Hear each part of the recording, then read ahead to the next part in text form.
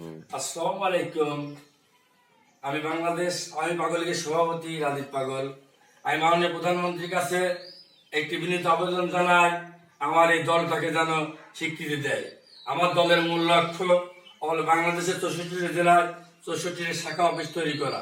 সেই শাখা অফিসে থাকবে একটি করে অ্যাম্বুলেন্স, যে অ্যাম্বুলেন্সের কাজ থাকবে গরিব, অসহায় ও অদুস্থ প্রতিবন্ধী মানুষের সেবায় নিয়োজিত। আমার প্রত্যেকটি জেলায় একটা করে হাসপাতাল থাকবে, যে হাসপাতালে শুধু চিকিৎসা নেবে গরিব, অসহায়, প্রতিবন্ধী মানুষ, অনাহারে না খেয়ে টাকার অভাবে চিকিৎসা নিতে পারে না। আমার দলের মূল লক্ষ্য। অপশন 3, আমার দলের লক্ষ্য এদেশের যুব সমাজকে, তরুণ সমাজকে বঙ্গবন্ধুর আদর্শের সৈনিক হিসাবে গড়ে তোলা। আমার দলের মূল লক্ষ্য এদেশে বঙ্গবন্ধুর আদর্শের সৈনিক হিসাবে গড়ে তুলে বঙ্গবন্ধুর সোনার বাংলাদেশ গড়তে হলে আগামী প্রজন্মকে জাগিয়ে তুলতে হবে এবং এদেশে আর একটি যুদ্ধ করতে হবে। সেটা হলো বিএনপি জামাতের বিপক্ষে। তাদের বাংলাদেশে জায়গা হতে পারে না, তাদের একমাত্র জায়গা ওই পাকিস্তানের সংগ্রামী সাথী বন্ধুগণ, যে তার ডাকে বাংলার লাখ লাখ মানুষ বুকে তাজা রক্ত ঢেলে দিয়েছিল, যে তার ডাকে বাংলার লাখ লাখ মেয়ে নিজের সম্মান ফিরিয়ে দিয়েছিল, সেই নেতার ডাকে আমার রক্ত লাগে, আমার দুঃখ লাগে।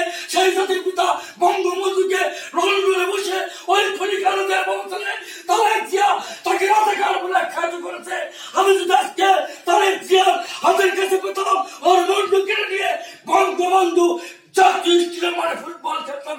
সাথী বন্ধুগণ, আজকে কৃষক সাম্রাজ্য লাইনে বলাই দোকানে থাকতে দাঁড়িয়ে হয় না। আজকে মানুষটা কি অনাহারে মারা যায় না। আজকে ছোট ছোট ছেলে মেয়েদের মুখে অ্যাসিড নিক্ষেপ করা হয় না। আজকে বাংলাদেশে গরিবের কোয়ালের গরু রাতের অন্ধকারে চুরি হয়ে যায় না। আজকে দেবের টাকা, আজকে ফকিরের ভিক্ষের টাকা কেড়ে নেওয়া হয় না। এটা কার অবদান? এটা আমাদের মানবিক বাংলার 17 কোটি মানুষের মানবদান। মাননীয় প্রধানমন্ত্রী দেশনেত্রী জননেত্রী শেখ হাসিনা আমাদের সংগ্রাম জাতি বন্ধুগণ, এই নেতাকে বাঁচিয়ে রাখতে হবে। আল্লাহর কাছে লাখ লাখ শুকরিয়া। এই নেতা বাংলার বুকে হাজার হাজার বছর বেঁচে থাকে।